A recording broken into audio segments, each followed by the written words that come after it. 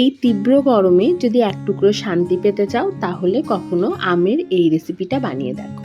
আমি বলি এটাকে আমের স্যুপ। বেসিক্যালি এটা আমের একদম পাতলা একটা টক, যেটা ঠান্ডা করে চুমুক দিয়ে খেতে কিন্তু ভীষণ ভালো লাগে।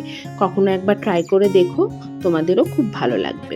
এই রেসিপিটা বানানোর জন্য প্রথমে কড়াইয়ে তেল নিয়ে তার মধ্যে সর্ষে ফোড়ন দিয়েছি, আর একদম পাতলা পাতলা করে স্লাইস করে কেটে রাখা আম দিয়ে তার মধ্যে নুন আর হলুদ দিয়ে একটু নাড়িয়ে চাড়িয়ে একটুক্ষণ ভাপিয়ে নিয়েছি। আম যেহেতু সেদ্ধ হতে বেশিক্ষণ সময় লাগে না, তাই মিনিট দুয়েক পর ঢাকা খুলে একটু নাড়াচাড়া করতেই দেখলাম যে আমগুলো প্রায় সেদ্ধ হয়ে এসছে। তখন এর মধ্যে দিয়ে দিতে হবে পরিমাণ মতো জল। প্রায় এক বাটির মতো ভর্তি ভর্তি জল এর মধ্যে দিয়ে দিয়েছি। তারপর যখন আমগুলো এরকম ফুটে গেছে জলটা, তখন এর মধ্যে দিয়ে দিয়েছি 1 কাপের মতো মিশ্রি। এখানে মিশ্রির জায়গায় কিন্তু চিনিও ব্যবহার করা যেতে পারে, তবে মিশ্রিতে স্বাদটা একটু ভালো হয়।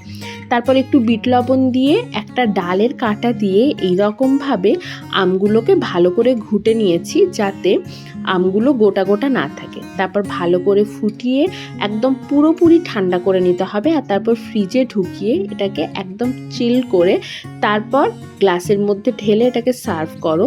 ভাত খাওয়ার পর এই 1 গ্লাস আমের স্যুপ কিন্তু মন প্রাণ সব ঠান্ডা করে দেবে। একবার কখনো অবশ্যই ট্রাই করে দেখো, যদি ভালো লাগে তাহলে লাইক করো। চলো আজকে এটুকুই, ফিরে আসবো আবার অন্য কোনো রেসিপি নিয়ে। ততক্ষণের জন্য টাটা।